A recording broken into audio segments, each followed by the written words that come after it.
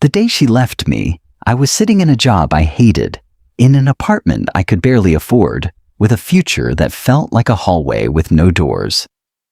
That was 3 years ago. Today, I run my own business. I travel when I want. I wake up every morning actually excited about my life. She did not break me. She accidentally built me. My name is James. I am 32 years old. I am an entrepreneur from New York, and I want to tell you the story of the worst day of my life and how it became the best thing that ever happened to me. I want to be honest with you before I start. I'm not going to stand here and pretend I handled this well from the beginning. I did not. The first few months after the breakup were some of the darkest of my life. But I am sharing this because somewhere out there is someone sitting in that same darkness right now, and I want them to know there is a way through it. So let me take you back. Nancy and I had been together for 4 years. 4 years. We met in college during our final year. She was studying marketing. I was studying business. We were that couple, the one everyone assumed would get married. Our friends joked about it at every gathering. Our families had already started asking questions. I was comfortable. That is the word I keep coming back to. Not happy, not fulfilled, comfortable. There is a dangerous difference between the two, and I did not understand that until everything fell apart. I was working a corporate finance job that paid decent money and sucked the life out of me 5 days a week. I would sit at my desk every single day watching the clock. Not because I was lazy, because I was in the wrong place, and somewhere deep down, I already knew it. But I stayed because it was safe. Because Nancy liked the stability. Because the plan was to keep climbing that ladder until we could afford a house, and then get married, and then figure out the rest. That was the plan. On a Wednesday evening in October, she sat me down and told me she was leaving. No big fight before it. No dramatic blow-up. Just a quiet conversation on our couch that ended with her saying she had not been happy for a long time and she did not see a future for us anymore. I asked her if there was someone else. She said no. I asked her what I had done wrong. She said it was not about what I had done. It was about who I was becoming. She said I seemed lost. She said I had no passion for anything.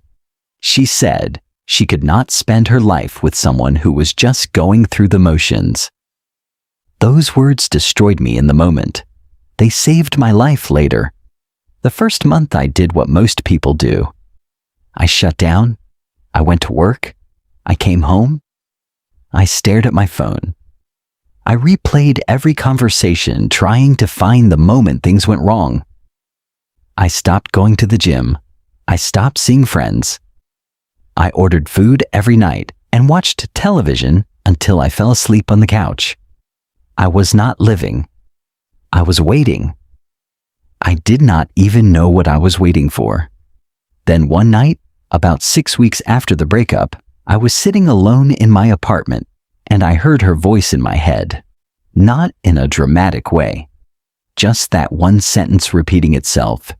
She said she could not spend her life with someone who was just going through the motions. And for the first time since she left, I did not feel angry about it. I felt embarrassed. Because she was right. I had been going through the motions for years. Not just in the relationship, in everything. The job I hated. The dreams I had quietly shelved because they felt impractical. The version of myself I had slowly stopped believing in. I picked up a notebook that night, something I had not done since college, and I just started writing. Not a plan, not a strategy, just everything I actually wanted. Everything I had told myself was too risky or too late or too unrealistic. I wrote for 3 hours straight. By the end of it, I had pages full of one idea I kept coming back to. I had always wanted to build something of my own, a business. I had a skill set in finance. I understood numbers. And for years, I had been quietly watching small businesses struggle with things I could fix in my sleep. The next morning, I woke up earlier than I had in years.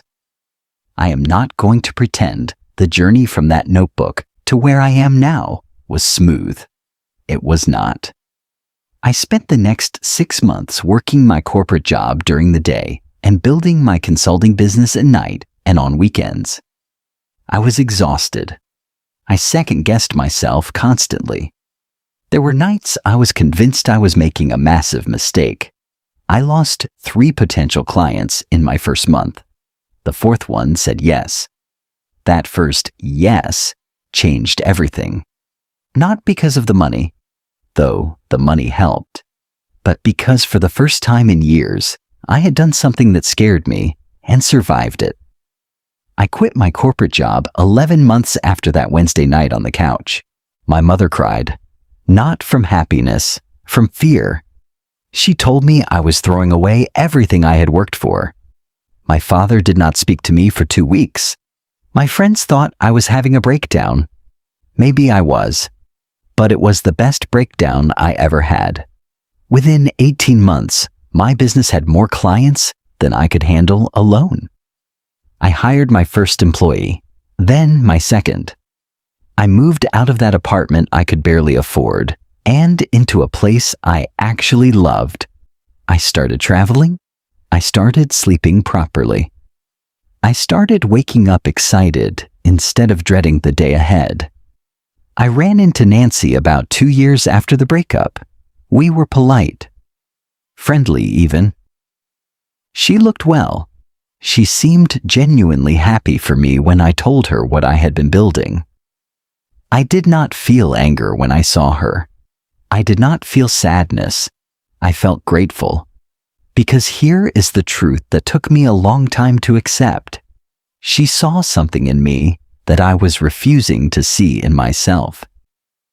She saw a man who had given up on his own life. A man who had made himself so small and so safe that there was nothing left to love. And she left, not to hurt me, but because she could not save me from myself. The breakup did not make me successful, but it removed every excuse I had left for not trying. I used to think heartbreak was something you recovered from. You patch yourself up, move on, find someone new, and try not to repeat the same mistakes. I do not think that anymore. I think the right kind of heartbreak does not just break your heart. It breaks the version of you that was never going to get you where you needed to go. And if you are sitting somewhere right now in the wreckage of something you thought was your whole life, I just want to say one thing. Look closely at what just broke. Because sometimes the thing that falls apart is not your future. It is everything that was standing in the way of it.